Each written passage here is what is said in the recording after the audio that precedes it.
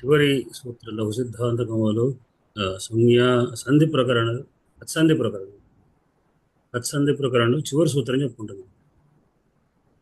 దీంతో తత్సంధి అయిపోతుంది. స్వరసంధి అంటారు దీనికి ఇప్పుడు. తత్సంధి అంటే స్వరములు అంటే అచ్చులు, అచ్చనే ప్రత్యాహారం, పేరు స్వరం, హల్లనే ప్రత్యాహారం, దానికి వ్యంజనం అనేది పేరు. స్వరములు వ్యంజనములు అనాలి మనం, దాన్ని అచ్చులు హల్లులు అంటారు.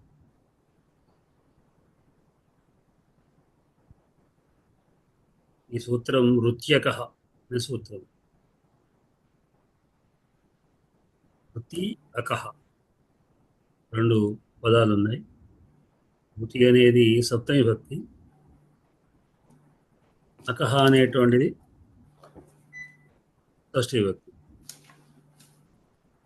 రుతి పరే అకహ ఏమిటి అంటే వెనక ఎట్లా చెప్పడం అట్లా అన్నాడు. వెనక సూత్రం ప్రకారంగా ఈ రుతిపరే పదాంతాకః ప్రాగ్వత్ వా అనమాట. బ్రహ్మర్షి అని ఋత్తుపరంగా ఉండాలి. ఋత్తు అని తపరం, అది ప్రత్యాహారం కాదు. సకారం మనకు ఇత్తు లేదు, ఉందా ఏమంటారు దాంట్లో లేదు.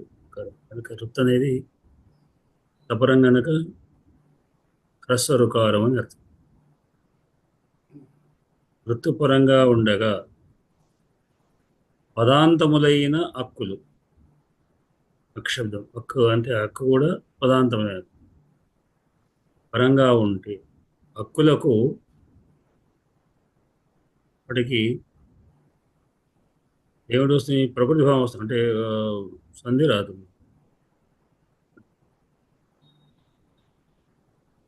ఎట్లా అంటే బ్రహ్మ ఋషి, బ్రహ్మ హ్రస్వం వస్తుంది. సరే, పొడిభావం కాదు, హ్రస్వ విధానం. వెనుక సూత్రాలు హ్రస్వ విధానం చెప్పుకున్నాం కదా.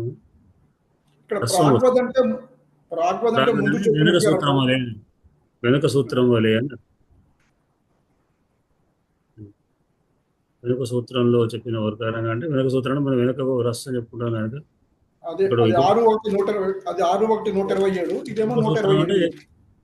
ఏకో సౌరణే హ్రస్వ శాఖ అనే సూత్రంలో ఇది ఎంత, ఇది అదెంత మరి 127 అండి. అది 127, ఇది 128. 120, ఇది 120 కనుక ప్రాగ్వత్ అంటే దేని వెనకాల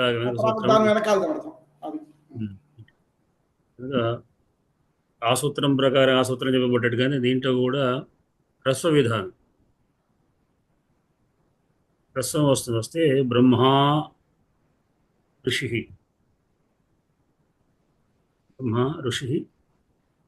బ్రహ్మర్షి అవుతుంది. అయితే ఇక్కడ ఒకటేంటి, హ్రస్వ విధాన సామర్థ్యం వల్ల మన నస్వర సంధి అనేది ఉండేది. బ్రహ్మ ఋషి అని అవుతుంది, లేదా యణాదేశం వచ్చి బ్రహ్మర్షి. బ్రహ్మ ఋషి అనేది హ్రస్వ విధానంతో తానే ఉండిపోతుంది. సంధికి సంధి అని మళ్ళీ రాకుండా బ్రహ్మ ఋషి అవుతుంది. ఇది వికల్పంగా రాని పక్షంలో యణాదేశం వచ్చి బ్రహ్మర్షి. అందుకొరగా సప్తర్షి, గుణసంధి అవి గుణసంధి వస్తుంది. గుణసంధి వచ్చి సప్తర్షి బ్రహ్మర్షి అవుతుంది. ఇది ఇక్కడ ఒకటేమిటంటే బ్రహ్మ అంటే హ్రస్వం దీర్ఘం చేసుకుంటే బ్రహ్మ అని నిజానికి ఎప్పుడు వస్తుంది బ్రహ్మపదము అంటే బ్రహ్మన్ శబ్దం యొక్క నకారాంత బ్రహ్మన్ శబ్దం పుంలింగంలో బ్రహ్మాడవు బ్రహ్మాణ అని చెప్పుకుంటారు. బ్రహ్మ శబ్దం రెండు రకాలుగా ఉంది, ఒకటి పుంలింగ శబ్దం, ఒకటి నపుంసకలింగ శబ్దం. పుంలింగ శబ్దానికి ప్రథమ బ్రహ్మ అని అర్థం, నపుంసకలింగ బ్రహ్మ శబ్దానికి పరబ్రహ్మ అని అర్థం. అంటే చతుర్ముఖ బ్రహ్మ పరబ్రహ్మ ఒకటి కాదు. సాకారమైనటువంటి సృష్టికర్త దాంట్లో ఆయనే సృష్టికర్తగా త్రిమూర్తులు ఒకడు, చతుర్ముఖుడు. కానీ నపుంసకలైన బ్రహ్మ శబ్దము ఈ చతుర్ముఖ బ్రహ్మ కాదు. ఏమిటంటే నిర్వికార నిరాకార నిరాంత నిర్మయమైనటువంటి ఒకనొక తత్వం. దాని నుంచి అనేకమైన పుట్టాయని వేదాంతం చెప్పుకుంటారు. అయితే ఇక్కడ బ్రహ్మ అనేది పుంలింగ శబ్దానికి ప్రధాన నకారాంత పుంలింగ శబ్దానికి ప్రధాన వ్యక్తి ఏకవచనం మాత్రమే బ్రహ్మ దీర్ఘం ఉంది. మామూలుగా బ్రహ్మశబ్దము అంటే ఒకవేళ మనం సమాసం చేసుకోదలుచుకుంటే హ్రస్వమే అవుతుంది. అంటే దీంతో సంబంధం లేకుండా, ఎందుకంటే అది బ్రహ్మను రిప్లేస్ చేసినప్పుడు బ్రహ్మముఖము లాంటి ఏదైనా చేసినప్పటికీ కూడా హ్రస్వమే అవుతుంది. అండ్ మరి ఇక్కడ ఎందుకు అంటే ఇది బ్రహ్మ అని ప్రధాన వ్యక్తి ఏకవచనం తీసుకున్నప్పుడు దానికి ఒక ఋషిశబ్దం ఉన్నప్పుడు, అంటే ద్వంద్వ సమాసం కావచ్చు, బ్రహ్మదేవతలు ఋషులు అనేటువంటి విధంగా తీసుకున్నప్పుడు బ్రహ్మ ఋషి అని తీసుకోవచ్చు. కానీ బ్రహ్మ దీర్ఘం కాస్త హ్రస్వం బ్రహ్మర్షి అవుతుంది, బ్రహ్మ ఋషి అవుతుంది. మామూలుగా లేకపోతే సంధి వచ్చి బ్రహ్మర్షి అవుతుంది. దీనికి ఇంకా కూడా కొన్ని ఉదాహరణలు మనకు ఇప్పుడు ఇక్కడ ఏం చెప్పుకుందాం, బ్రహ్మ ఋషి ఋత్యక కదా, ఋతి శబ్దం పరంగా ఉన్నప్పుడు మాత్రమే అనుకున్నప్పుడు రు అంటే మళ్ళీ మనం ఇద్దరు చెప్పుకున్నాం ఏమిటి రకారం కూడా వస్తుంది అందులో. చంద్రవర్ణయో సావర్ణ్యం వాచ్యం కూడా రుకారము ధృకారం రెండు తీసుకోవచ్చు. కనుక దీర్ఘంగా ఉన్నటువంటి వాటిని కూడా తీసుకోవచ్చు. సప్తర్షులు కూడా తీసుకున్నారు. అట్లానే బ్రహ్మ దృకార బ్రహ్మల్కార అవల్కార లాగా దృకారం బ్రహ్మ దృకార అందులో వచ్చి అట్లా చేస్తుంది. ఈ విధంగా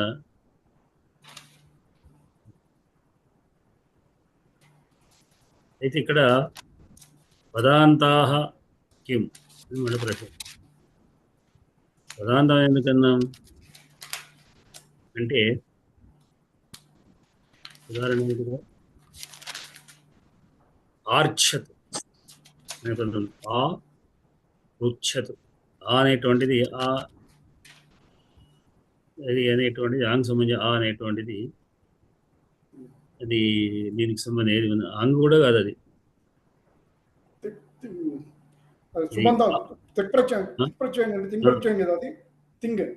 అకారము దానికి సంబంధించి వచ్చింది, ఏమైనా భూతకాలకు సంబంధించి వచ్చి ఆ ప్లస్ వచ్చి ఆర్ఛత అయిన.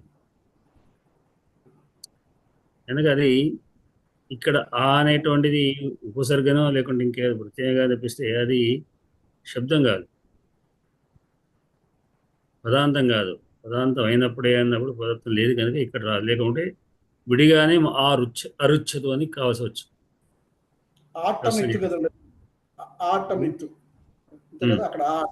ఆటశా సూత్రం ప్రకారం ఆట అనేది వస్తుంది.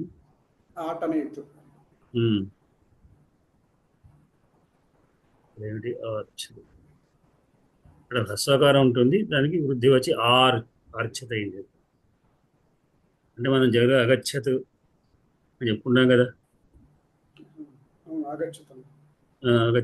రుచ్ఛత అన్నప్పుడు మన వృద్ధి వస్తుంది, వృద్ధి వచ్చి అవుతుంది అనమాట. ప్రకారం అంటే ఆ దీర్ఘం ఎందుకు వచ్చిందంటే దాని వృద్ధి వల్ల వచ్చింది. లేకుంటే అనేటువంటిది అది దాని భూతకాలార్థంలో వచ్చినటువంటిది. వచ్చిన ఆరులో ఉంది కదా, రుచ్ఛత్ అంటే అది తీసుకోవడానికి వీలు లేదు, ఎందుకంటే అది పదం కాదు కదా, పదాంతం కాదు కదా. ఒకవేళ పదం లేకపోతే ఇక్కడ కూడా పరిష్ట రూపం తయారయ్యేది. దీంట్లో ఆరుచ్ఛతను వచ్చేది, అది వెనుక ఈ పదాంతం అనకపోతే అక్కడ ఆరుచ్ఛత అనేటువంటి అరిష్టమైన పదం వస్తుంది, అరిష్టమైన రూపం వస్తుంది అక్కడ. ఇది వాటి యొక్క పాఠం. దీంతో కౌముదిలోని స్వరసంధి ప్రకరణం, అత్సంధి ప్రకరణం దీంతో సమాప్తం అయింది. ఒక్కసారి మళ్ళీ రిపీట్ చేసుకుంటాం. చెప్తారా పడివాళ్ళెవరు? చెప్తాను సార్. మీ ఫోటో మాకు గుర్తు కింద కోసం లైట్లు కనబడతాయి కానీ మీరు కనబడతారు. కనపడుతుంది కదండి. ఓకే. రుత్యకః ఇది మొన్న మనం నిన్న చర్చించుకున్నటువంటి మరొక హ్రస్వ విధానంలోనికి మరొక సూత్రము. అయితే అక్కడేమో అది యణాదేశానికి బదులుగా, అంటే యణాదేశానికి కాకుండా వచ్చినటువంటి హ్రస్వ విధానం అది. ఇక్కడ ఈనాటిది గుణసంధికి కాకుండా వచ్చినటువంటి హ్రస్వ విధానం. ఓకే, జస్ట్ ఓకే అర్థం చేసుకోవడం కోసం రెండు. ఎందుకంటే ఈ సూత్రంలోని నియమాలు మనం వెనక సూత్రంలోంచి తీసుకోవాలి కాబట్టి ఒక్కసారి వెనకదేంటో కూడా అనుకున్నాము. రుత్యకః రుత్పరే పదాంత అకః ప్రాగ్వద్వా బ్రహ్మఋషి బ్రహ్మర్షి. అంటే హ్రస్వరుకారం పరమై ఉండగా పదాంతమైన అక్ ప్రత్యాహార వర్ణాలకు వికల్పంగా వెనక సూత్రం నందు చెప్పబడినట్టు హ్రస్వం వస్తుంది అన్నది ఈ సూత్రంలో ఇక్కడ వివరణ. ఏమిటి ఇప్పుడు ఇందులో కండిషన్స్? రుకారం పరంగా ఉండాలి. రుకారం పరంగా రుకారానికి అచ్చు పదాంతమైన అచ్చు అక్క ప్రత్యాహారం అచ్చు ఉంటుంది. రుత్యకః రుకారానికి బ్రహ్మర్షి అక్క పూర్వంగా ఉండి, రుకారానికి అక్క పరంగా ఉండి, అప్పుడు అక్కులకు దీర్ఘం బదులు హ్రస్వం ఆదేశంగా వస్తుంది అన్నటువంటిది ఈ సూత్రం చెప్తుంది. ఉదాహరణకు బ్రహ్మర్షి, బ్రహ్మ ప్లస్ ఋషి, బ్రహ్మ ప్లస్ ఋషి అని తీసుకుంటే నిజానికి ఇక్కడ మనకి బ్రహ్మర్షి అనేటువంటి గుణసంధి వచ్చి రావాలి. కానీ ఇది శాకల్యని మతం ప్రకారం వికల్పంగా హ్రస్వం వస్తుంది అన్నది చెప్తున్నారు కాబట్టి బ్రహ్మ ప్లస్ ఋషి, బ్రహ్మ ఋషి అన్నటువంటి రూపం ఏర్పడి ప్రకృతి భావం వస్తుంది అన్నటువంటిది ఈ సూత్రంలో తెలియజేసుకుంటున్నాం. వికల్పంగా ఇక్కడ అంటే హ్రస్వం ఆదేశంగా వస్తుంది అంటే ఖచ్చితంగా దీర్ఘం ఉంటేనే హ్రస్వం వచ్చి ఉండాలి. కాబట్టి బ్రహ్మ అనే పదం దీర్ఘము. ఆ బ్రహ్మ ప్లస్ ఋషి కలిసినప్పుడు బ్రహ్మకి ఆకారానికి బదులుగా అకారం హ్రస్వం అయ్యి ఆదేశంగా వచ్చి ఋషికి బ్రహ్మ ఋషి అనేటువంటి పదం వస్తుంది. ఇది రాకపోతే గుణసంధి వచ్చి బ్రహ్మర్షి అనేటువంటి రూపం మనం ఇంతకుముందు నేర్చుకున్నటువంటి దీని ప్రకారం బ్రహ్మర్షి అనేటువంటి రూపం సిద్ధిస్తుంది. అయితే ఇక్కడ ఈ మరొక తేడా ఏమిటంటే ఇక్కడ మనం ఇంతకుముందు అనుకున్న దానికి దీనికి ఇక్కడ ఇది రుకారం కాబట్టి రుకారానికి మనం రూకి లూకి రెండిటికి తేడా లేదు, ఇది అది ఒకటే అనుకున్నాం కాబట్టి ఇక్కడ రుకారం ఉన్నప్పుడు కూడా ఇదే విధంగా హ్రస్వం వస్తుంది. బ్రహ్మ ప్లస్ రుకార బ్రహ్మల్కార అన్నటువంటి రూపం సిద్ధిస్తుంది.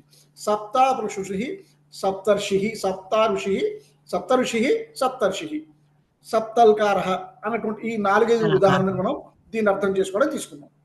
ఇది అయితే పూర్వం రూపంలో ఏమనుకున్నాను, పూర్వం అక్కడ ఇందాక నిన్న చెప్పుకున్నటువంటి ఇకోసవర్ణి సాకలిస్తే హ్రస్వచన సూత్రంలో సమాసాలలో మాత్రం ఇది హ్రస్వం రాదు అని చెప్పి ఆ రోజు అనుకున్నాం. కానీ ఇక్కడ ఈ హ్రస్వ విధానం ఇక్కడ మాత్రము సమాసంలో కూడా వస్తుంది అనేటువంటిది, వికల్పంగా వస్తుంది అన్నది ఇక్కడ ఈ సూత్రం ఉన్నటువంటి ప్రధాన ఒక తేడా దానికి దీనికి. ఇది మనం గమనించుకోవాలి. అయితే ఇందులో పదాంత అని ఎందుకు చెప్పారనుకుంటే పదాంతము అయినటువంటి ప్రకారం ఉన్నప్పుడు మాత్రమే, పదాంతం ఉన్నటువంటి అచ్చు ఉన్నప్పుడు మాత్రమే ఈ సూత్రం వర్తించి హ్రస్వం విధానం వస్తుంది అనేటువంటిది నియమం. లేకపోతే ఏమవుతుంది, ఉదాహరణ తీసుకుంటే ఆ ప్లస్ రుచ్యత్ అనేది రుచి ధాతువు యొక్క లంగ్ ప్రథమైక వచనం. ఇక్కడ ఆ అనేది ఒక ప్రత్యయం, దానికి ఆ అనేటువంటి రూపానికి ఆ వచ్చే అది అంటే ప్రత్యయం అంటే పదం కాదు, పదం కానటువంటి ఒక ప్రత్యయం. కాబట్టి ఈ పదాంతే అనకపోతే అక్కడ కూడా ఆరుచ్యత కాస్త హ్రస్వం ఆదేశంగా వచ్చి అరుచ్యత్ అనేటువంటి అరిస్వరూపం సిద్ధిస్తుంది. కాబట్టి దాన్ని నెగెట్ చేయడం కోసం అని చెప్పని పదాంతే అనేటువంటి నియమం పెట్టారు. కాబట్టి పదానికి ఉన్న రుకారం పరంగా ఉన్నప్పుడు పదంలో ఉన్నటువంటి పదాంతంలో ఉన్నటువంటి అక్కు దీర్ఘంగా ఉన్నటువంటి అక్కు హ్రస్వంగా మారి ప్రకృతి భావం రావచ్చు, లేదా ప్రకృతి భావం రాకపోతే గుణసంధి వచ్చి గుణం రావచ్చు అనేటువంటిది ఈ సూత్రంలో మనం చెప్పుకుంటున్నాం. ఇదండి. వార్తికములు అనేటువంటివి ఏ సూత్రానికి చెప్తే ఆ సూత్రానుబంధం, అది ఇంకో సూత్రానికి దాన్ని తీసుకువెళ్ళి మనం ఎందుకంటే ఇప్పుడు ఇంకో సవర్ణే శాకలేశ గ్రస్వ సూత్రానికే నా సమాసే, కానీ ఇక్కడ మనం దాన్ని అనువర్తించడానికి వీలేదు. తర్వాత వచ్చే సూత్రం అయినప్పటికీ కూడా సూత్రంతో సంబంధమే కానీ వార్తికాలతో సంబంధం లేదు కనుక ఇక్కడ మనకు నసమాస సంబంధాలు అవసరం లేదు. ఇక ఇంకొకటి, ఇక్కడ రుత్యక సూత్రంలో అతః అక్కునకు ఋతుపరంగా ఉంటే హ్రస్వం వస్తుంది అన్నప్పుడు దీర్ఘాలకు హ్రస్వం అనే పదం కూడా లేదు.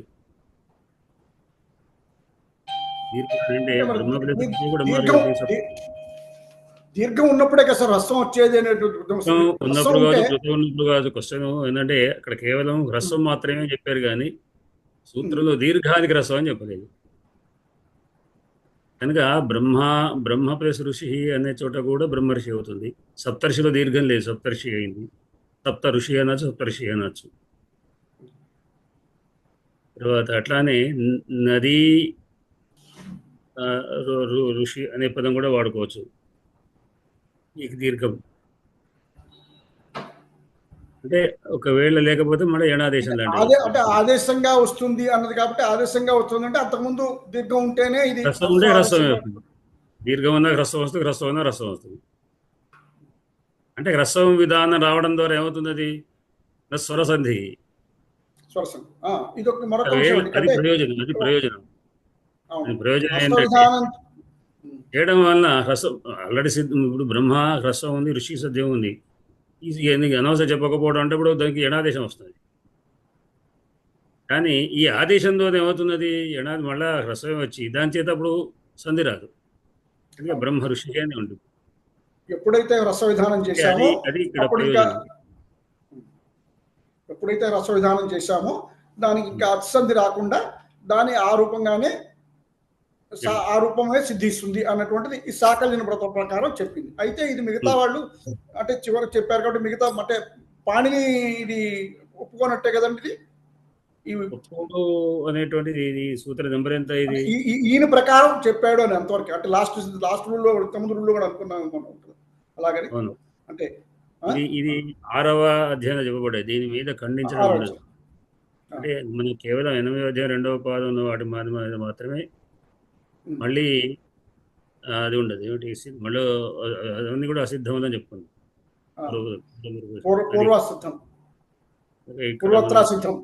పూర్వత్రా సిద్ధం అనేది అనుకున్నాం కదా.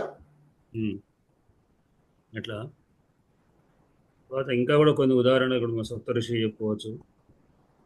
రుకారానికి ఋషి, దృకారు, సప్త దృకార. వసంత ఋతువు అన్నప్పుడు కూడా వసంత ఋతువు అనేది కంపల్సరీగా చేయటలేదు. వసంత ఋతువు అని కూడా అనవచ్చు. వసంత ఋతువు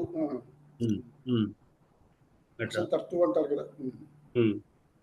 మతి ఋషి వ్యాఖ్యానం అన్న కనబట్టేటువంటి ఉదాహరణలు ఋషి, నదీ ఋషి,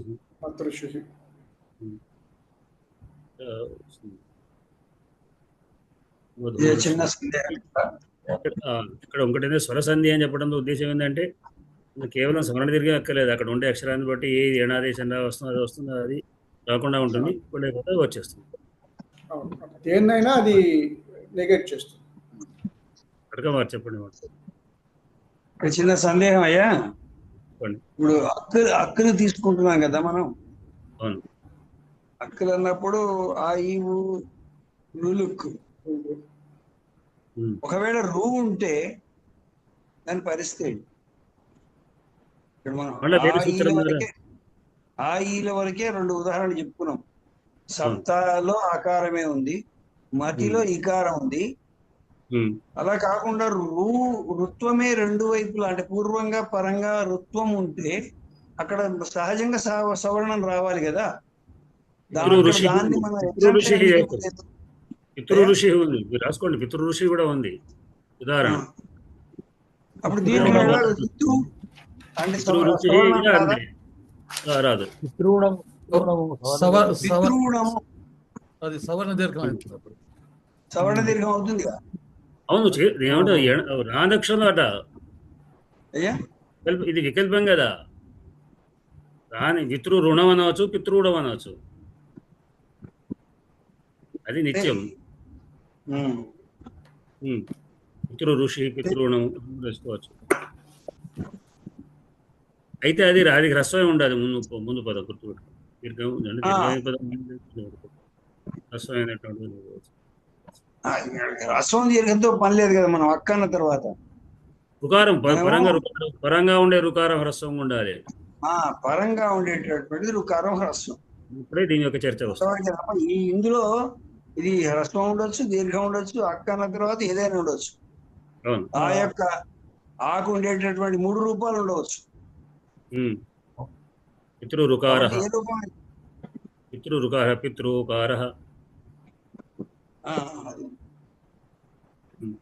అదే ఒకవేళ వచ్చినప్పుడు సవర్ణం రాకుండా దాన్ని భంగపరిచేటటువంటి రూపం ఉందా అని సందేహం వచ్చింది. అదే ఇప్పుడు పితృ ఋషి పదం ఉంది. వికల్పం కాబట్టి వ్యాఖ్యానంలో మీరు చెప్పినటువంటివి కూడా ఉంది. పితృ ఋషి, పితృ రుకార ఉంది పదాలు. అంటే ఒకవేళ నేను అవన్నీ పెట్టలేదు. నిజానికి ఇప్పుడు నేను ఇంతవరకు ఇచ్చినటువంటి పాఠం ఎప్పుడో చాలా రోజులు కంటే ఒక 10 ఏళ్ల క్రితం, 10 ఏళ్ళు కాకపోయినా 7 సంవత్సరాల క్రితం కావచ్చు పెట్టినటువంటి. అప్పుడంతా తయారు చేసి అంతకుముందు స్టూడెంట్ తయారు చేసినటువంటి అది ఇది కలిపి పెట్టేశాను. దీని తర్వాత ఇంకా నేను చూసినటువంటివన్నీ కూడా నేను దీంట్లో మీకు అన్ని టైం లేక పెట్టలేకపోయినాను.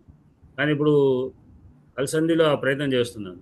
అలసంధి ఇంకొంచెం విశేషంగా వ్యాఖ్యానాలు కలిపి పెట్టడానికి ప్రయత్నం చేస్తున్నాను. ఇప్పుడు నేను ఎంత పనులు అదే పనిలో ఉండిపోతున్నాను. నాకు 2 రకాల పనులు, 3 రకాలు. ఇది ఒక పని ప్లస్ నాకు భారత అనువాదం కూడా ఉంది. ఈ పాఠంలో ఉన్నటువంటి ఒకసారి చూసుకొని మొత్తం దాన్ని పెట్టడం నాకు చూస్తాను, మార్చడానికి ప్రయత్నం చేస్తాను.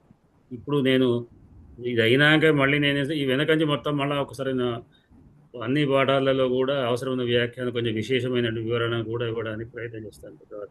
అంటే ఒకవేళ పుస్తకం ప్రింట్ చేయదలుచుకుంటే దాంట్లో విశేష వివరణలు కూడా వస్తాయి. ఇప్పుడు ఈ పితృ ఋషి ఇవన్నీ కూడా దీంట్లో రావాల్సినటువంటివి. నేను టైం లేక ఒకటి, రెండోది ఎక్కువ కూడా ఉదాహరణ చెప్తే కూడా మైండ్ పనిచేయదు. చివరికి ఉన్నది అసలు విడిచిపెడతాడు. వ్యాకరణం ఎట్లా అంటే కొంచెం కొంచెంగా చెప్పుకోవాలి. లేకపోతే ఎక్కువ చెప్పితే చివరికి వినేవాళ్ళు ఎవరు లేకుండా వెళ్ళిపోతారు. ఇంకో దారిలో ఒక వ్యాకరణం. అయ్యా మీరు ఒకటి చెబితే ఇప్పుడు ఆ ఆకులో ఉన్నటువంటి మిగతా వర్ణములు తీసుకొని మేము చెప్పగలగాలి. అది హోంవర్క్. అంటే ఇప్పుడు వ్యాకరణం ఎట్లా అంటే ఇంట్రెస్ట్ ఉన్న కొద్దీ దీని మీద బాగా ఈ లెక్కల్లాగా, వ్యాస్ లాగా వాటి మీద ఇంట్రెస్ట్ ఉంటే ఇంకా మజా చేస్తుంటారు. ఇంకా విషయాలు కనుక్కుంటా ఇంకా ప్రయత్నం చేస్తుంటారు. ఏం లేకపోతే చివరి క్లాస్ విడిచిపెట్టి వెళ్ళిపోతారు. ఇక దాదాపు వచ్చింది కూడా వెళ్ళిపోతుంది. మనము 40-30 మంది ప్రారంభం చేశాం. అందరూ వెళ్ళిపోయారు. ఎందుకంటే ఈ బాధ భరించలేక. మాకు ఇంత క్రితమే నేను కాలేజ్ అయిన టైంలో నాకంటే ముందు ఒక సీనియర్ ఉండే ఆయన చెప్పాడు, వాళ్ళ పిల్లలకు 5 రోజులు ఒక అది జ్ఞాపకం చేయాలంటే వాడు రేపు తెల్లార వరకు మొత్తం అప్పచెప్పాలి అని క్లాస్లో చెప్పాడు స్ట్రిక్ట్గా. వాడు చివరికి వల్లించి పిచ్చివాడిపోయాడు. తెల్లారి రాత్రి వదుకొని వాడు పిచ్చిగా 5 రుకులు కడుపు అదొకటి తిరుగుడు పట్టాడు వాడు. ఇట్లా అయింది అంటే అప్పటిది లేదు. నేను ఎక్కడ చెప్పాడు జాగ్రత్తగా వాళ్ళు ఆ స్థితికి రాకుండా వాళ్ళకి ఏం లేనైనా ఇది మేము అక్షరాలే అవి ఇవి అని చెప్తూ స్మూత్గా చెప్తూ రోజు కొద్దిగా కొంచెం ప్రయత్నం లేదు. రావాలి కానీ మరీ రేపటి వరకే రావాలని ఏమేం లేదు. అవి వచ్చిన తర్వాత పాఠం మొదలు పెడదాం అంటూ కొంత జాగ్రత్త చేస్తూ వాళ్ళకి ఇప్పుడు వచ్చింది. ఎందుకంటే సడన్గా రమ్మంటే రాదు. ఒకటి అర్థం కాకపోతే రారు, విడిచిపెడతారు. ఏం అర్థం కాలేదు, అది ఏందో కన్ఫ్యూజ్లో ఉంటుంది అంటారు. ఎంతమంది వెళ్ళిపోయారు మనం చూసుకోండి. అందరూ కూడా వెళ్ళిపోయారు. అయ్యా ఇప్పుడు మీరు చెప్పిందంతా కలిసి పుస్తకం వేస్తారా? ఏ దలుచుకుంటే రెడీగా పెట్టడానికి. అయితే ఇంతవరకు సంజ్ఞా ప్రకరణం వరకు నేను చేశాను. సంధి నేను సరే సంధి ప్రకరణం వరకు వేసాను, అసంధి ప్రకరణం వరకు వేసాను. హల్సంధి చేయలేదు. హల్సంధి కూడా నేను ఇప్పుడు మొదలుపెట్టి మీకు అందులో కూడా మళ్ళీ తయారు చేసుకుని రెడీ పెట్టుకోవాలి పాఠాలు.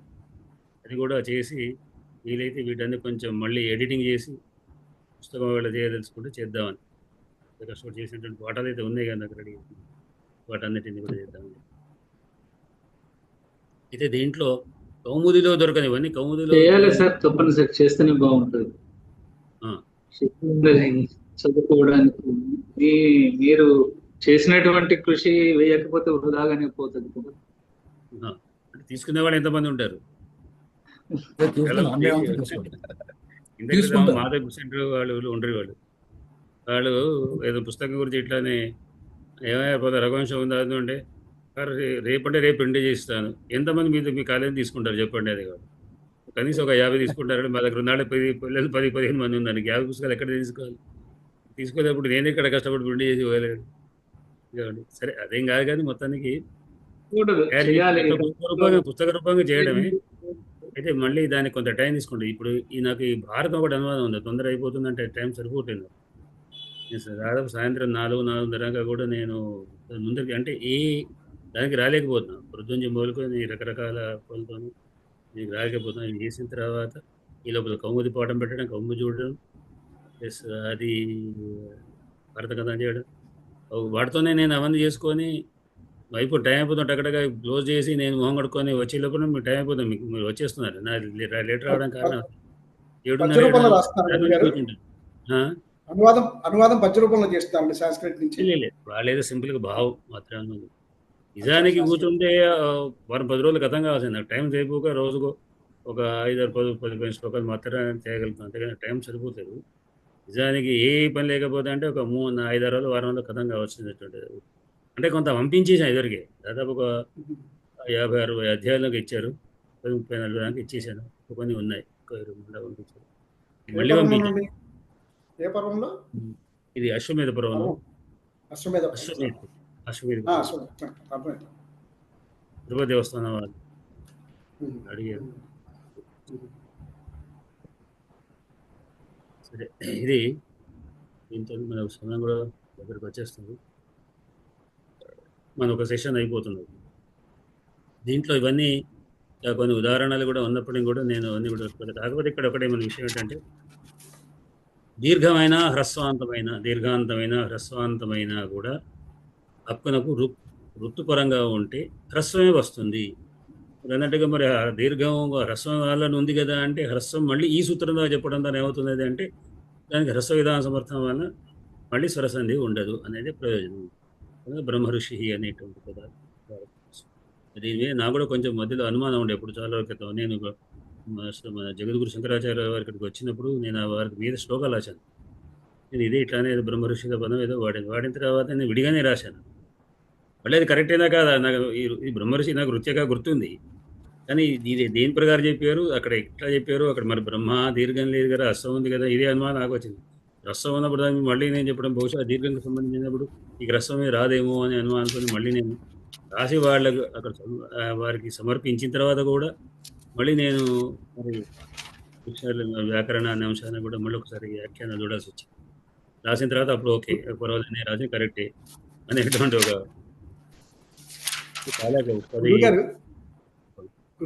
గురుగారు మన ఈ అత్సంధిలో మనం పూర్వం నేర్చుకున్న ఒక తపర తత్కాలస్య అన్న సూత్రం ఒక్కసారి కొంచెం చెప్పరా గురుగారు? కొంచెం ఈ తపరం అన్నది పూర్వంగా పరంగా అలా ఉన్నప్పుడు ఒక్కసారి మనం ఏ వర్ణానికి వస్తుంది.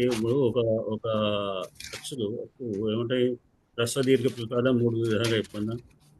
దాంట్లో అవి ఒక్కొక్కటి మళ్ళీ 3 రకాలు, మళ్ళీ 2 రకాలు కలిపి మొత్తం ఒక్కొక్కటి 18 రకాలు చెప్తుంది. 18 మనం ఇక్కడ అవరణం అనేసరికి మొత్తం వచ్చేస్తుంది. మొత్తం అంటే 3 సెక్షన్లే హ్రస్వ దీర్ఘ ప్లుతాలు అన్నమాట. హ్రస్వ దీర్ఘ ప్లుతాలు 3 రకాలైనటువంటివి వచ్చేస్తాయి. ఏదైనా తీసుకోవచ్చు. మనం ఏదో లిమిట్ చేయాలి. దానికి వాళ్ళు చేసేటప్పుడు ఓన్లీ లాస్ట్కి రాస్తాం. రాస్తా అంటే దాని తర్వాత ఇంకేం రాయకుండా అని అన్నట్టుగా మనం అక్కడ మాత్రమే పదం తెలుగులో వాడుతుంటాం. ఎందుకంటే హ్రస్వం మాత్రమే అని చెప్పడానికి తకారం చేర్చబడ్డది. పాణి మహర్షి తకారం చెప్పుకున్నారు. ఎందుకంటే అత్ అంటే హ్రస్వకారం, ఆత్ అంటే దీర్ఘాకారం. ఆదైచ్ దీర్ఘాకారం. సో ఇప్పుడు అదే కూడా అన్న సార్ మనం ఈ గుణసంధి సందర్భం అన్నప్పుడు హ్రస్వకారం, అంతే. అన్నప్పుడు హ్రస్వకారం. అదే హ్రస్వకారం. అదే దీర్ఘాకారం. అదే ఆత్ అంటే దీర్ఘాకారం. అదే ఆదైచ్. దీర్ఘాకారం. అదే ఆత్ అంటే దీర్ఘాకారం. అదే ఆదైచ్. అదే దీర్ఘాకారం. అదే ఆదైచ్. అదే దీర్ఘాకారం. ఈ అదేం గుణ అన్నటువంటి సందర్భంలోనే మనకి ఈ తపరస్ అవును. తత్కాలస్య అన్నటువంటి మనం సూత్రం డిస్కస్ చేసుకున్నాము. కాబట్టి అదేం గుణ అంటే అత్ ఏం అంటే ఏ ఓ ఐన్ అక్కడే ఏ ఓం.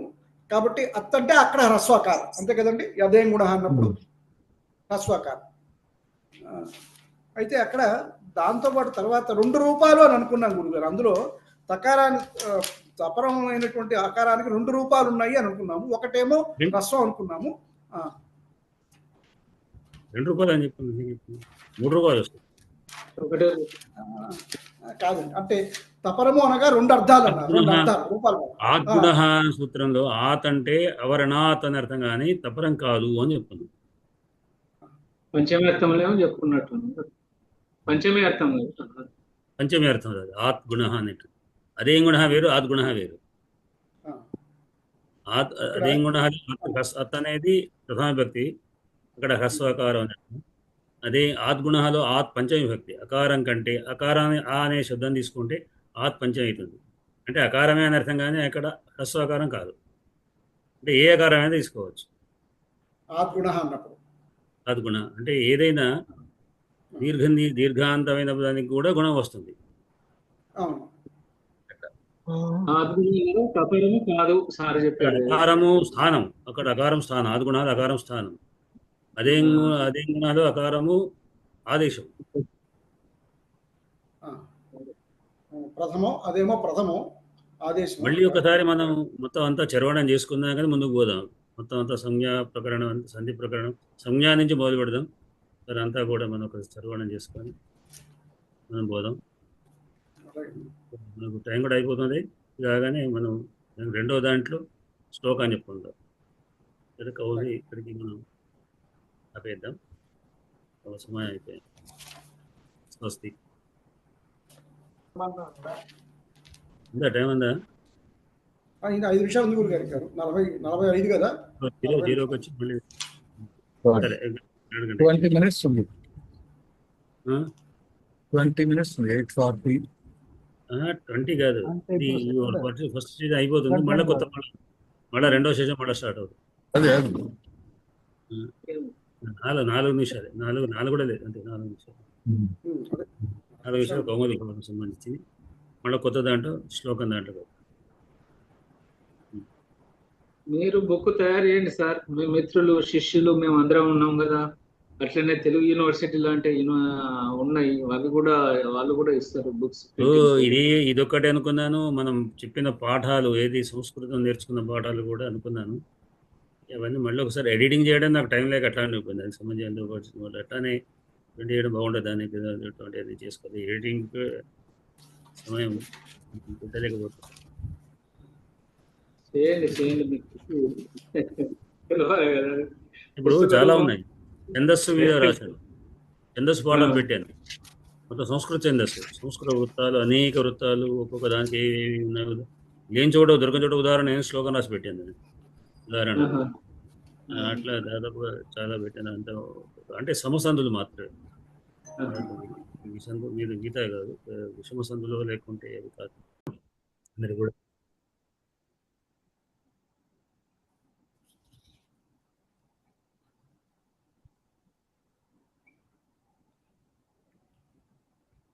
ఇంకా అందరు రానట్టున్నారు. ఇప్పుడు చెప్పిన వాటికైతే మీకు అంతా క్లియర్ అయిపోయినట్టే కదా. అవునండి.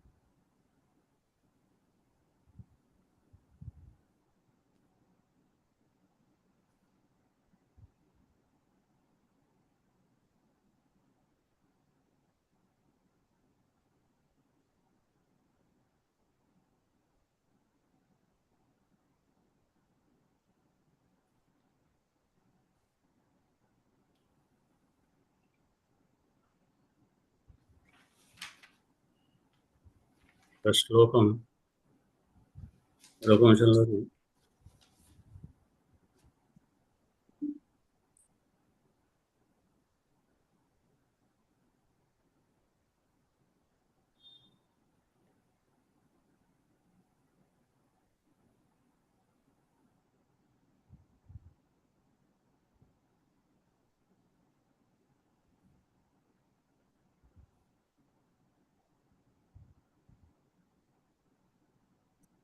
చూడండి 31వ శ్లోకం. వామేతరస్తస్య కరః ప్రహర్తుః నఖ ప్రభారూషితకంకపత్రే సక్తాంగుళిః సక్తాంగుళిస్రాయకపుంఖ ఏవ ప్రార్పితారంభ ఇవావతస్థే. వామేతరస్తస్య కరః ప్రకర్తుర్నఖ ప్రభారూషితకంకపత్రే సక్తాంగుళిః సాయకపుంఖ ఏవ చిత్రార్పితారంభ ఇవావతస్థే. చదవాలి. ప్రభా భూషిత అన్నాం కదా గురువు గారు, అది భూషిత అన్నది ఇందులో కరెక్ట్. భూషిత కరెక్టా, రూషిత కరెక్ట్ అండి? నఖ నఖ ప్రభా భూషిత అని ఉన్నదండి ఈ పుస్తకాలలో. రూహితనే కరెక్ట్. రూహితనే ఏమండి, రూషిత కరెక్టా? అయితే పుస్తకంలో మరి తప్పు. సరే, భూషిత పాఠాంతరం ఉండవచ్చేమో. కరెక్ట్ అండి, పాఠాంతరం ఉన్నదన్నారండి. అక్కడ ఇచ్చాడు భూషిత రూషిత పాఠాంతరం ఉన్నదన్నారు. సరే,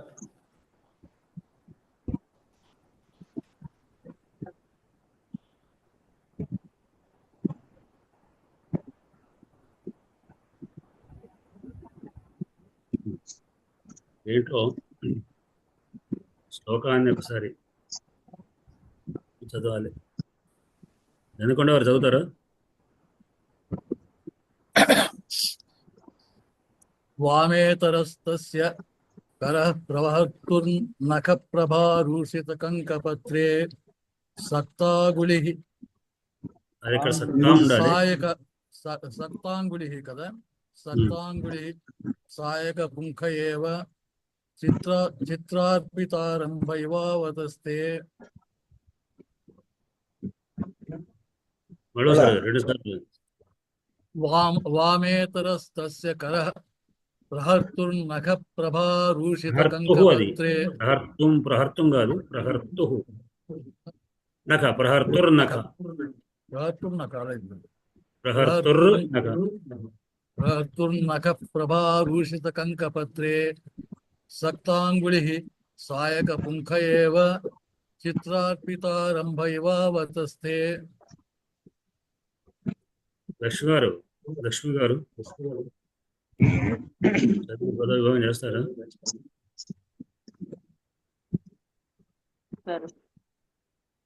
శ్లోకం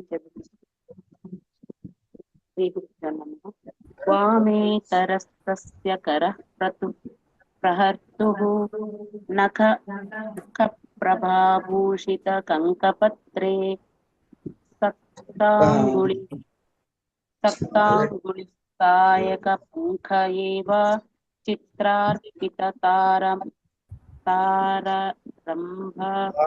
ఇవావతస్థే. చిత్ర అర్పిత ఆరంభ. చిత్రార్పిత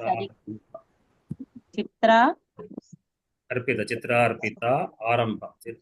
చిత్రార్పితారంభ ఇవావతస్థే. పదవిభాగం. వామేతరః తస్య కరః ప్రహర్తుః నఖ పత్రే. అదంతా ఒకటే.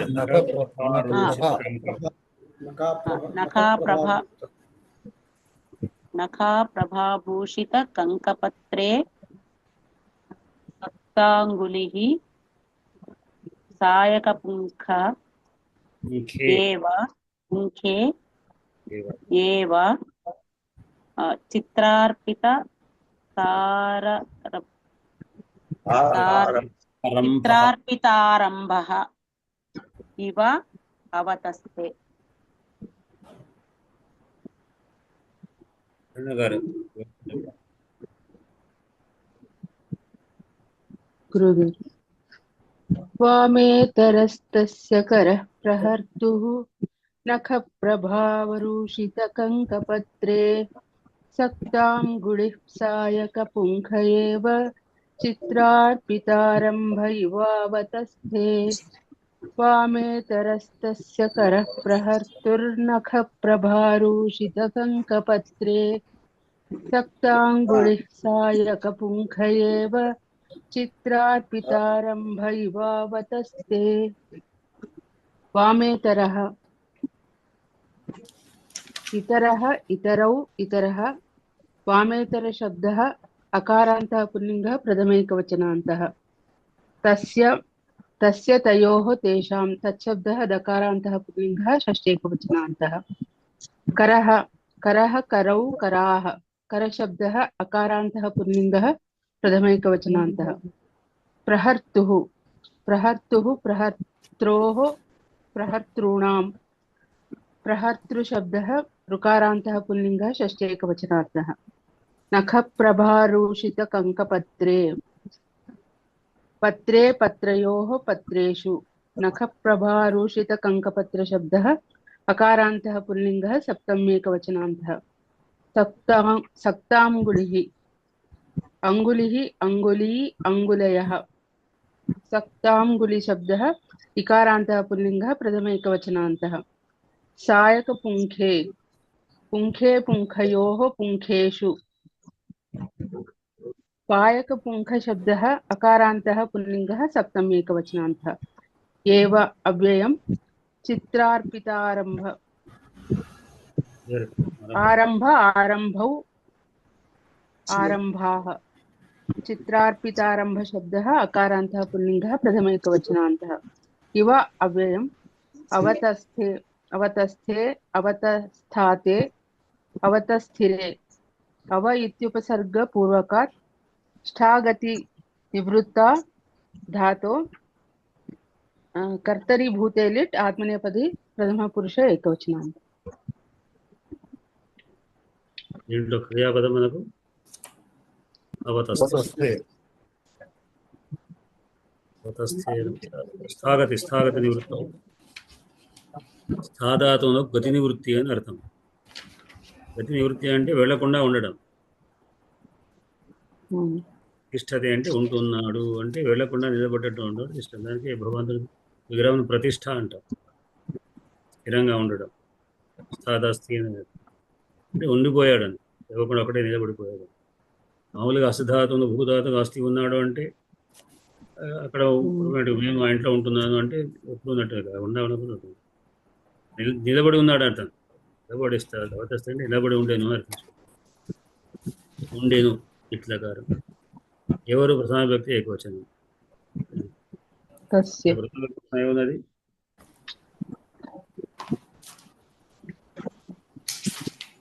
ప్రధాన వ్యక్తి పదాలు వాళ్ళు. ఇతరః శ్రీదేవిగా చెప్పండి. కరః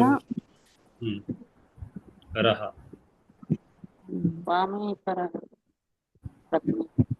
వామేతరః కరః వామేతర కర వామేతరః కరః అంతే కదండి. వామేతరః ఆరంభౌ ఆరంభౌ కూడా ఆరంభౌ ఆరంభ. దీంట్లో ఆరంభ ఇవ కనుక ఉపమానం పోయింది.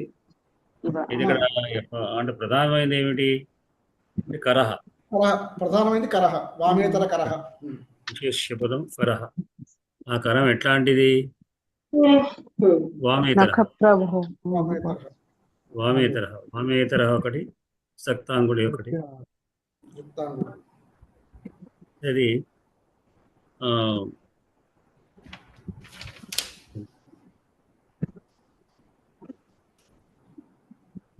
అంటే వామ అంటే ఎడమ,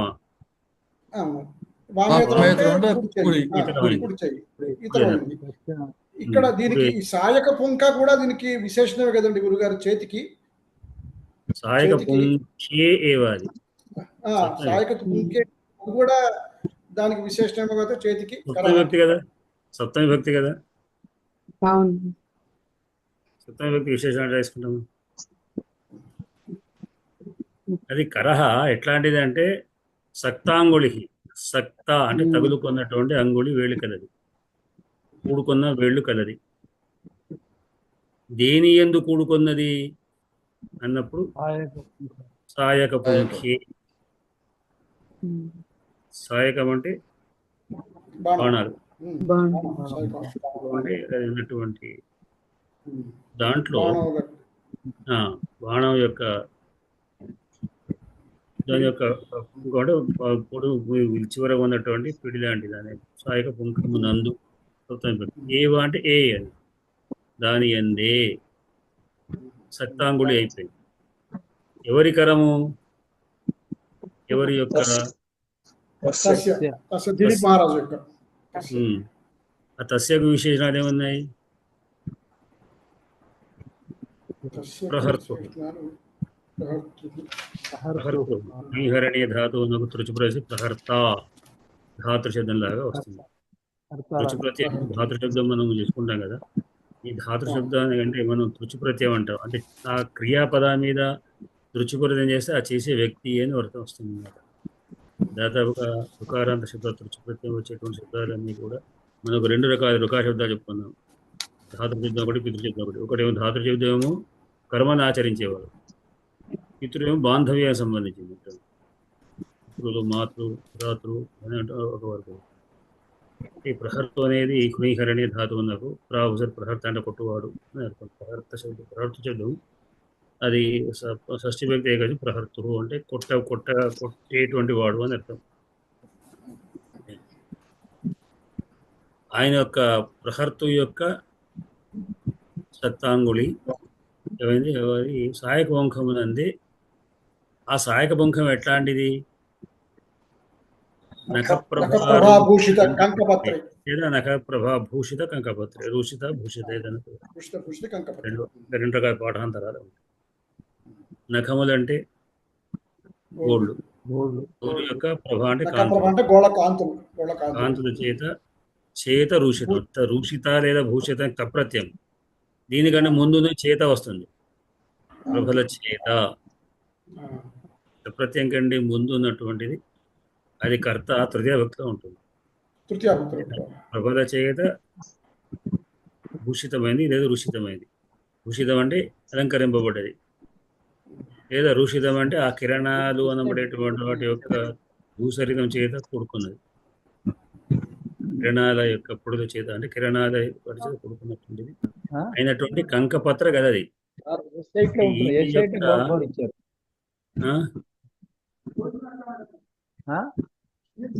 రాజయ్య గారు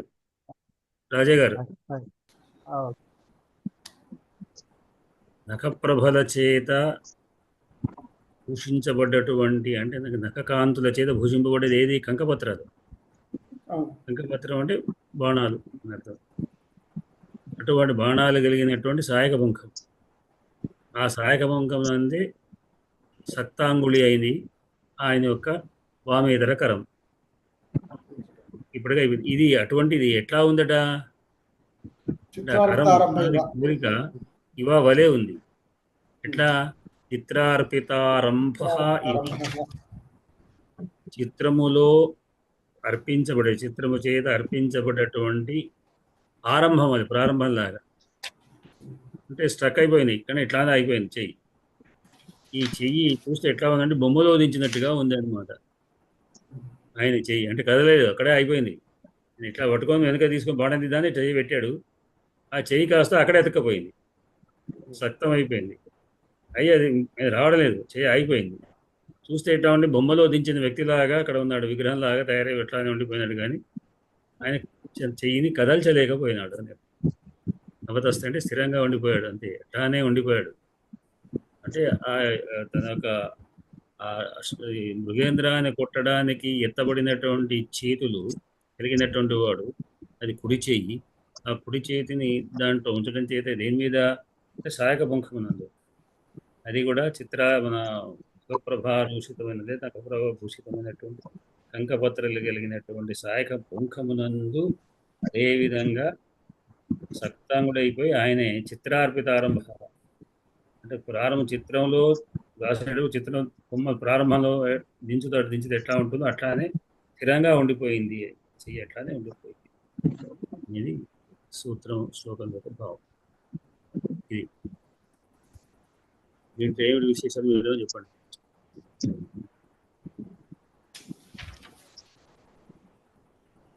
చెప్పండి కడగం వారు. ఏం మ్యూట్ అవ్వలేదు. ఆ శబ్దం వినిపిస్తుందయ్యా?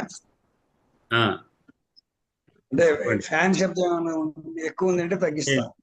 ఏం లేదు, ఏమి వాడదు, మీ ధ్వని మాత్రమే వస్తుంది, ఏం లేదు. వామే తరస్తస్య కరః ప్రవహర్తు నఖ ప్రభాభూషిత కంకపత్రే సక్తాంగులిః సాయక పుంఖే ఏవ చిత్రార్పితారంభ పుంఖేవ పుంఖేవ అంటే ఛందస్సు ఇంకా పుంఖేవ కాదు, పుంఖ ఏవ చిత్రార్పితారంభ ఇవావతస్థే ఇక్కడ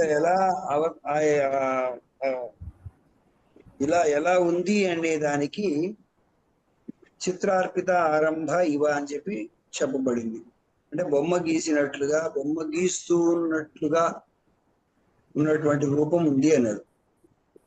ఇంతవరకు బాగానే ఉంది. కానీ వామేతరస్తస్య కరః అన్నాడు.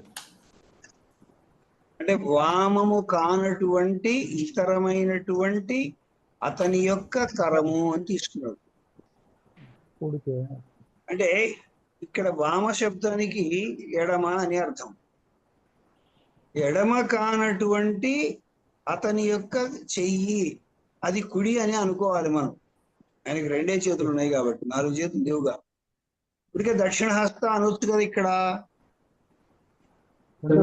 మనకు కాళిదాసు గారికి అనిపిస్తారు, ఇక్కడ కాళిదాసు గారికి అనిపిస్తారు. వామే తస్య కరః ప్రహర్తు నఖ ప్రభాభూషిత కంకపత్రే. ఈ కంక అంటే ఏమిటి అని నేను వెతికానండి దీనికోసం. ఎందుకంటే ఇందులో ఏదో ఒక విశేషం ఉండే ఉంటది కదా అని. కంక అనేది ఒక పక్షి, కంసు పక్షిని కంక అంటాం. రాబందు అని ఇచ్చాడు అయ్యా. కంక అంటే కంసు పక్షి, అంటే పూరేడు పక్షి అని కూడా అంటాం దాన్నే. ఇక్కడ గమనించండి, దానికి ఉన్నటువంటి మరొక పేరు పూరేడు పక్షి అని కూడా అంటాం. అంటే ఇది ఎలా ఉంటుంది అంటే, మీరు కంసు పక్షులు అందరూ చూసే ఉంటారు. మిగతా పక్షులకు దానికి తేడా ఉంటుంది. అది చాలా గుత్తుగా ఉంటుంది. గుత్తుగా దాని యొక్క వెంట్రుకలన్నీ కూడా మనకు పిడికిట్లో అందేటట్టుగా ఉంటుంది. పెద్ద పక్షి కాదు అది. అంటే ఇక్కడ ఈయన ఈ బాణం యొక్క చివరకు ఆకులు కడతారు, అంటే ఈకలు కడతారు. పక్షుల యొక్క ఈకలను కడతారు ఒక బాణానికి చివర. అది ఎలా ఉందంటే ప్రభాభూషిత కంకపత్రే, అంటే ఈ పక్షి యొక్క ఈకలు దానికి చివరకు ఉన్నట్లుగా ఉన్నటువంటి బాణం అది. అక్కడ ఈయన యొక్క నఖ ప్రభాభూషితంగా ఉంది, ప్రభారూషితంగా ఉంది అనుకుంది. అది మెరుస్తూ ఉన్నట్టు. అంటే ఇక్కడ అసలు మామూలుగానే వాటి ఈకలు మెరుస్తూ ఉంటాయి, దానికి తోడు ఈయన గోళ్ళు కూడా అక్కడ మెరుస్తూ ఉన్నాయి. సక్తాంగులి అంటే కూడబడినటువంటి అంగులి, గోళ్ళు. సాయక పుంఖ ఏవ, సాయకం అంటే ఇక్కడ బాణము, ఇక్కడ వచ్చింది బాణం అని, దానిని సాయక పుంఖము అన్నాడు. అంటే ఇక్కడ ఏంటి, వామేతరము అంటే ఇక్కడ చేసేటటువంటి పని శుభకరమైనటువంటిది కాదు అని చెప్పడం. కాబట్టే అవరోధం వచ్చింది అని ఆయన ఉద్దేశం. ఎందుకంటే అక్కడ సింహాన్ని వధించాలి, మనం ఇంత క్రితం చెప్పుకున్నాం వధాయ వధస్య అని. ఆ వధాయ వధస్యలో ఇతను ఎలాంటి భంగిమ తీసుకున్నాడు? వామేతర తస్య కరహ అన్నాడు. అంటే శుభము కానటువంటి, శుభంకరము కానటువంటి, వామాక్షి అంటే అందమైనటువంటి సుందరమైనటువంటి కన్నులు కలది అని మనం చెప్పుకుంటాం. ఇక్కడ వామ అనే దానికి రెండు అర్థాలు తీసుకుంటే, మన వామ అంటే ఎడమ, ఎడమ కానిది కుడి అని అర్థం, ఒక అర్థం. అలాంటి చేతితో ఆయన ప్రహర్తు నఖ ప్రభాభూషిత కంకపత్రే, ఆ కంకపత్రాన్ని ఇలా వేళ్లతో పట్టుకున్నప్పుడు ఆ వేళ్ళు మెరుస్తూ ఉన్నాయి, గోర్లు మెరుస్తూ ఉన్నాయి, వాటి యొక్క కంకపత్రములు కూడా మెరుస్తూ ఉన్నాయి. వాటితో ఇతని యొక్క బొమ్మ ఎలా ఉందంటే చిత్రార్పితారంభ ఇవావతస్థే, బొమ్మ గీసినట్టుగా ఉన్నది. అంటే ఇక్కడ కంకపక్షిని ఎందుకు తీసుకోవాలి జరిగింది? మామూలుగా పక్షి యొక్క వెంట్రుకలను ఆ కుచ్చులో పెడతాం, చివరికి పెడతాం. ఎందుకంటే బాణం సూటిగా వెళ్ళడానికి వెనకాల ఆ ఈకల్ లాంటివి ఉంటేనే అది మన విమానంలాగా ప్రయాణం చేస్తుంది. ఇక్కడ కంకపక్షికి ఉన్నటువంటి లక్షణం ఏమిటయ్యా అంటే వసంత ఋతువులో అది 12 గుడ్లను పెడుతుంది. కేవలం వసంత ఋతువులోనే 12 గుడ్లను పెట్టేటటువంటి పక్షి కౌజు పక్షి. అందుకోసం ఇక్కడ దాన్ని ఉదాహరణగా తీసుకుని దాన్ని ఇక్కడ చూపించడం జరిగింది అని నాలాంటి వాడి యొక్క అభిప్రాయం. ఇంకా కాళిదాసు గారు ఏ అభిప్రాయంతో రాశారో, ఎంత చక్కగా రాశారో మనకు తెలియదు, కానీ నాకు తోచిన మీ వ్యాఖ్యానంతో అదనపు మెరుగు తెచ్చారేమో అనిపిస్తుంది.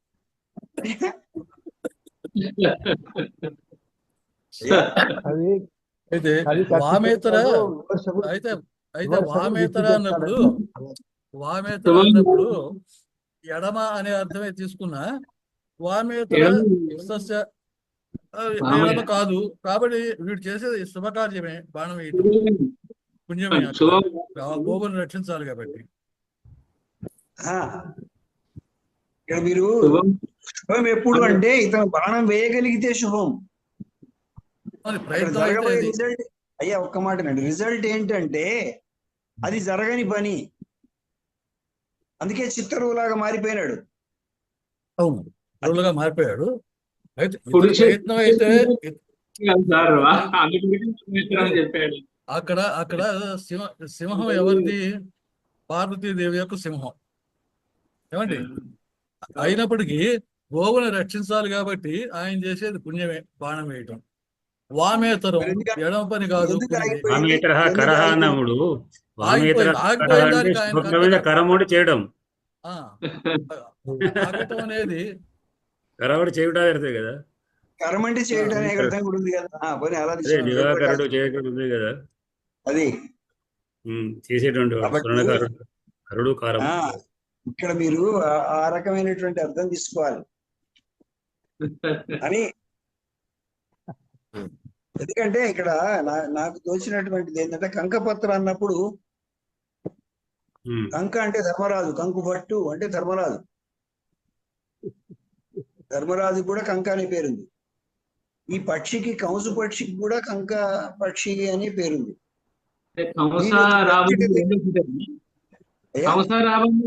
రాబందు కంస రెండు ఒకటేనా సార్ అంటున్నా? రెండు వేరు. కౌజు పక్షి రాబందు నాకు వివరణలో దానికి కట్టేవి రాబందు యొక్క ఈగలే. అదే కంసపక్షి ఈగలు అనేటువంటిది అక్కడ లేదు వివరణలో. ఏ ఈకలు కడతారు బాణానికి? కంక రాబందు పక్షి యొక్క ఈకలు మనకు వివరణలో ఉన్నది. అదేనయ్యా నేను కూడా అన్నది అదే, కంక అనేది. మీరు అనేది వేరే అర్థంలో చెప్తున్నారు.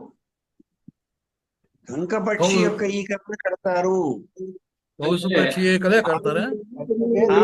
కంక అనేటువంటి ఒక పక్షి, అది ఏది అనేటువంటిది కౌసు పక్షి అనండి, కౌసు పక్షి. ఏదైనా బాణం తీసుకుంటే కంక అంటే కౌసు పక్షి అనండి. ఎందుకంటే నేను చూసే అంటే ఏదో పక్షి ఈకలు కట్టరా? కంక పక్షి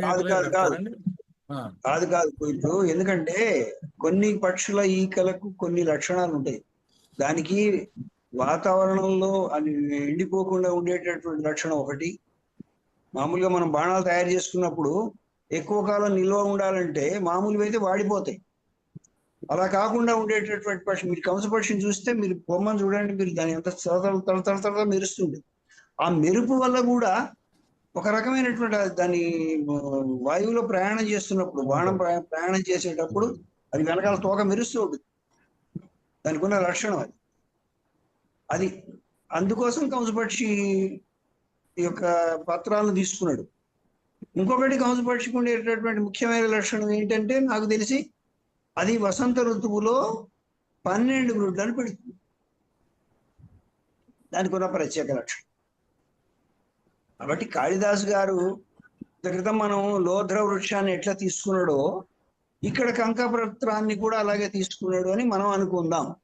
తప్పే ఉంది? అది ఏదో ఒకటి అనుకునే బదులు కాస్త ఉపయోగపడేటటువంటి దాన్ని పెట్టుకున్నాడు అనుకుందాం. కాకపోతే ఇక్కడ ఏంటంటే చిత్తరు కావడం అనేటటువంటిదే ఇందులో ప్రధానమైనటువంటి అంశం. కంసపక్షి నేను తీసుకొచ్చాను మన గ్రూప్ లో. అది ఉపమా. చిత్రార్పితారంభ ఇవ అవతస్థే అనేది ఇది ఇక్కడ ముఖ్యమైనటువంటిది. అక్కడ చిత్రంగా మారిపోయినాడు, అతను ఏం చేయలేకపోయినాడు. అంటే అన్ని విఫలమైనవి. మనం గాంధీవం తీసుకొని శివుణ్ణి కొట్టడానికి అర్జునుడు పోయినప్పుడు అక్కడ ఎట్లయితే అస్త్రములే విఫలమాయ శస్త్రములే వికలమాయ అన్నట్లు ఇప్పుడు ఈయన ఇక్కడ కొట్టలేకపోయిన పరిస్థితి వచ్చింది. అది కాళిదాసు గారు చెప్పండి. దీంట్లో సంధులు ఏమి ఉన్నాయి ఒక్కసారి చూడండి. అది ముఖ్యం. ఉపమా వామేతర గుణసంధి అండి. వామ ఇతర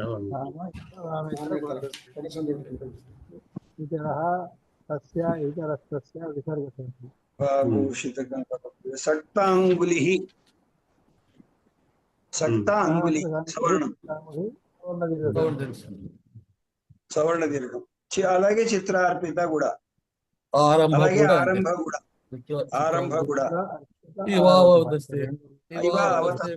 అక్కడ కూడా అన్ని సవర్ణ దీర్ఘ సంధులే, వరుసగా 3 ఉన్నాయి. ఇక్కడ పుంఖ ఏవ అన్నప్పుడు చిత్రార్పితారంభ ఇవ అన్నప్పుడు ఈ 2 చోట్ల సంధులు రావా?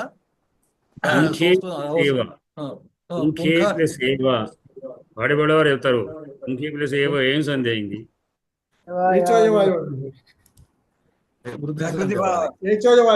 ఏచులకు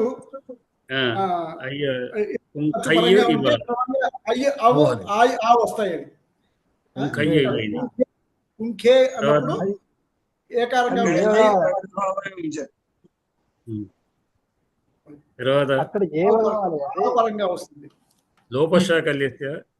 లోపశాఖలు చేసుకొచ్చేప్పటికి అక్కడ వకారం లోపం అవుతుంది. మళ్ళా అంటే వకారం లోపం వచ్చి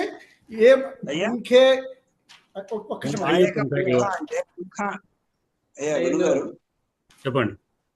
పుంఖ అంటే గుంపుగా ఉండడం అని కదా అర్థం. అవును,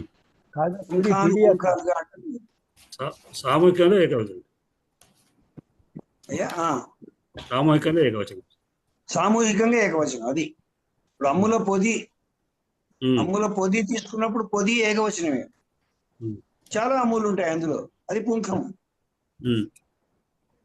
అక్కడ సాయక పుంఖ అనేది అమ్ముల పొది. పుంఖ ప్లస్ ఏవా అన్నప్పుడు మామూలుగా మనకైతే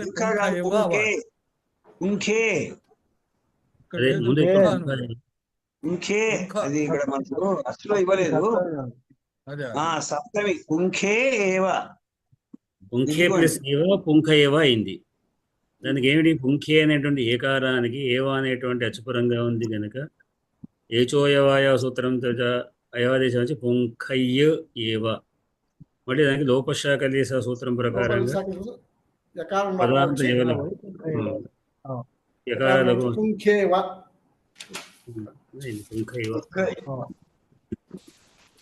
చిత్రార్పితారంభ ఇవ, ఆరంభ ఇవ చోట అక్కడ విసర్గ లోపం జరిగింది. అంటే అకారం తర్వాత విసర్గంతో చెప్పుకోపోతాం అన్నమాట. అకారం తర్వాత హ్రస్వ అకారం తర్వాత ఉన్న విసర్గలకు హ్రస్వ అకారం కాకుండా ఉన్నటువంటి అచ్చులు పరంగా ఉంటే విసర్గలు లోపిస్తాయి. రామ ఇవ రామ ఇవ రామ ఏవ రామ పురుషి ఇట్లా విసర్గం లోపిస్తుంది కానీ ఆరంభేవ అవద ఆరంభ ప్లస్ విసర్గం లోపించిన తర్వాత మళ్ళీ దాని మీద సంధి చేయబడదు. ఇంకో సంధి చేయకూడదు అక్కడ. అట్లా అలాగే ఇక్కడ 2 రూపాలు భూషిత రూషిత రుషిత అనేది ఏదో పాఠాంతరం. భూషితం అంటే భూషించబడిన అర్థం. రూషిత అంటే రూషం అంటే ధూళితో కూడుకున్నది. ప్రభల అనేటువంటి ప్రభల యొక్క దుమ్ముతో కూడుకున్న అర్థం. అంటే ఆ పడే కిరణాలు దుమ్ములాగా ఆ కిరణాలు అనేటువంటి అంటే పుప్పొడిలాగా అనమాట. దూషితం అంటే పుప్పొడి కిరణాలు ఉంటాయి కదా, అవి సుందరమైన అందమైన ఉన్నప్పుడు కూడా వాటి యొక్క నిందబడ్డట్టుగా ప్రభల యొక్క కాంతుల యొక్క కిరణాల చేత నింపబడ్డటువంటి ప్రభల చేత భూషిత అంటే భూజింపబడ్డ అని అర్థం. 2 రకాలు కూడా మనం చెప్పుకోవచ్చు. శ్లోకంలోని ఇక్కడికి అయిపోయిందా సమయం? 9:16 ఇంకా టైం ఉందా? పోగంట కదా వాళ్ళ తర్వాత కూడా 8:45 నుంచి 9:30 వరకు. ఇంకా 6 నిమిషాలు. సరే మనం ఆపేద్దాం అండి. ఇంకా 40 అంటే ఇక్కడ 140 నిమిషాలు గంటన్నర టైం గంటకి.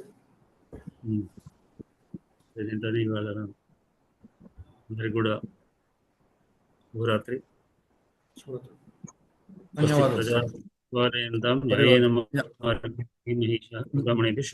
శ్లోకా సమస్త సుఖినో భవంతు. ధన్యవాదాలు. శుభరాత్రి. శైలజ గారు ధన్యవాదాలు.